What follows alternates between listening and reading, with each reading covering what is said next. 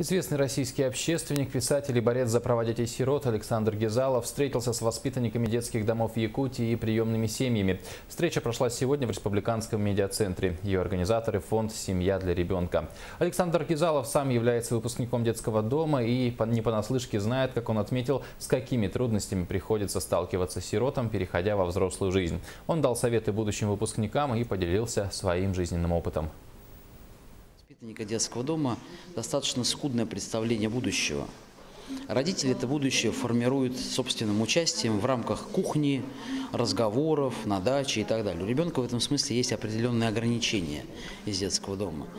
Поэтому, наверное, попытка преломить вот эту историю, что выпускник детского дома человек чаще всего маргинальный, мы сегодня постараемся, потому что вселить в ребенка уверенность, желание созидать, двигаться вперед и не бояться трудностей, потому что трудности у всех есть. Но с этими трудностями надо справляться посредством личного какого-то вложения.